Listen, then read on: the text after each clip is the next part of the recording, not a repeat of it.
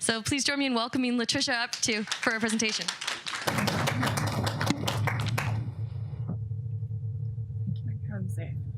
Thank you. Hi, my name is Latricia Davis. As she said, I am a 9th through 12th grade history teacher at there we go. Lake Hill Preparatory School in Dallas. We are a small private school through a K through 12, but I teach in our upper school. I teach among a variety of things. Last year, AP US History, AP Human Geography, which focuses on people and cultures and this kind of political development and all of these different aspects. And then World Geography. This year, I'm adding World History and a new course that I will come back to because it came out of my participation in the program.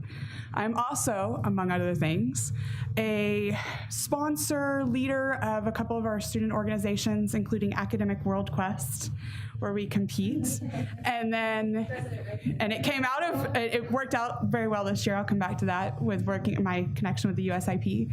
And then Sistines, which is our all-girls service organization.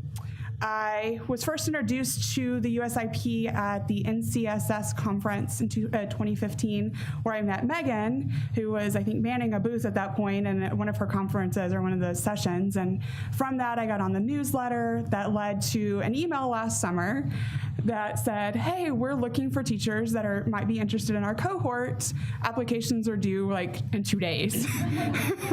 And I said, is it still open? Can I apply? She said, sure. And I was fortunate enough to be one of the selected to participate. And so that's where it led this beginning of this year journey. It started in wanting to apply because I believe in teaching my kids at a global level. I believe that because we're such a global society that we're more connected in any time we've ever been, that our kids need to know what's going on in the world. So I wanted to broaden their views. And that plays a lot into how I teach my classes, especially in my classes like World Geography, where my kids are required to do weekly current events. The only stipulation is that they have to be world-based. They cannot be US and government, because that's what they hear every day. And I want them to bring it in every Friday. They turn in a little write-up of it. What did they learn? What did they get out of it? And it's out of that, one of those experiences, that I kind of got where I wanted my kids to go. It was one day in the fall. We were talking, it was a Friday. We were already behind in our schedule. We were supposed to be talking about Europe, and my kids come in, they're turning in their current events, and I go, anybody find anything interesting? And one of my students raises their hands and goes, well, I want to ask you about this incident that happened in Mosul. ISIL comes in and kills 40 innocent people. What were they doing? What other goals are they trying to achieve? And it was at that moment that I was like, and they're all asking, and it's that moment, as you know, with us teachers, we go, well, there goes the lesson. Here comes a teachable moment. And so we spent the class period talking about what are their goals? What is the purpose in doing this? What can you do to make a difference? And we had already begun the peace talk. We've already participated in Peace Day, but it really started to hit home. And as we went through with the year, we began to see more and more of these kinds of conversations. And so it kind of helps them become much more participant-oriented and much more of an active global citizen. I also wanted for myself and my students this opportunity to serve, which part of it came in participation in World Quest, which is what you see here at the bottom. And my kids, they study really hard all year in preparation for the competition and for us in February for regionals. And this year, one of the categories was USIP and peace and conflict. And thankfully, Megan came on the day that we were competing, which made my kids a little bit nervous. But they were excited. It was something that, because we had talked about it so much in class, they knew. And they were excited to be able to participate in this kind of concept and be able to see their work at hand. And then also, I like to challenge them to think. And at the beginning of the year, as a way to think about serving, I asked my kids, write what you think peace is. And it gets at the core values of what I believe peace is, and what I tried to do through this program for my kids, is that peace isn't we're always going to agree, but it's that we're going to be able to serve and that we have an open mind and open ears to hear each other's points of view.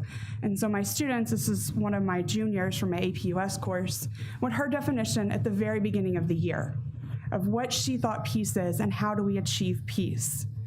And then, as you see, she says, you may not believe the same things, but you still respect each other and coexist.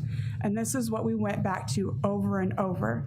And at the end of the year, I asked them to come up with this kind of overarching idea of what peace is to them, or how do we symbolize it. And that's that, if you can see it, the image right in the center, it's a tree with the world at the bottom. And the world is attached to the tree through roots. And it represents to them, and what to me is, all of this peace comes from this idea of coexistence, being able to listen to one another, is learning about what each other needs, what each other's root cultures are, how do we respect each other at that. And so for them, this is their tree of knowledge that's rooted in how we promote peace in the world. And that really made it hit home for me. And also in that course, I'll stop there for it, but in that AP US course, a lot of what came out of this and why they rooted in a knowledge is that I always taught my classes about wars. It's US history, we focus on all of the wars. I do it in my world history class too.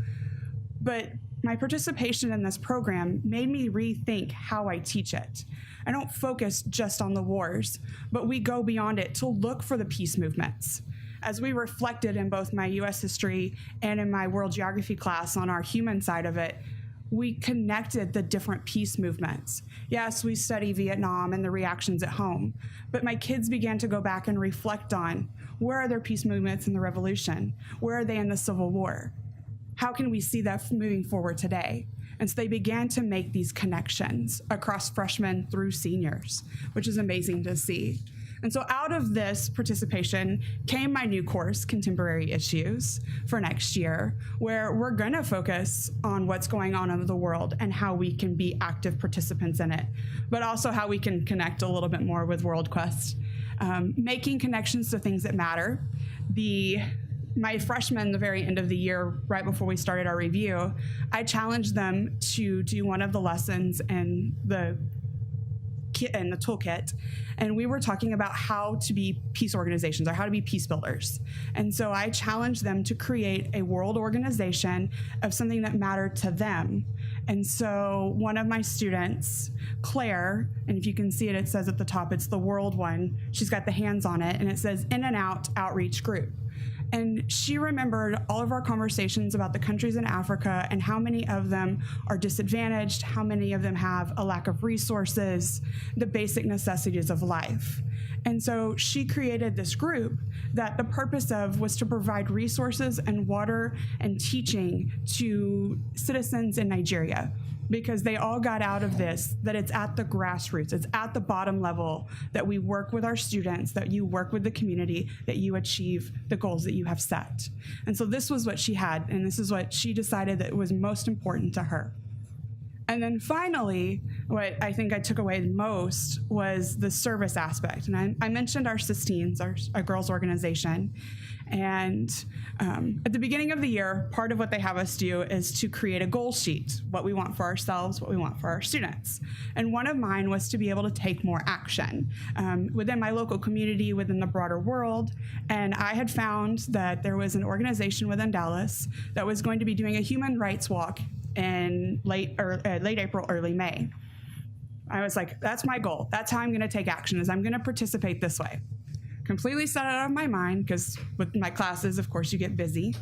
And then our Sistines, one aspect of it is service. And so our spring committee wanted to do a service project. They did something for the teachers, but then they wanted to do something as a group that gave back to the broader world.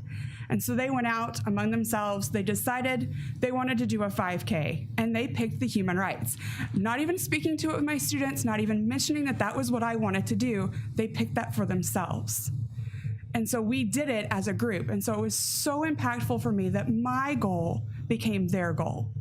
And that's what, we all want to achieve in our students, is that our goals, our beliefs, the things that we value become the things that they value. So, thank you.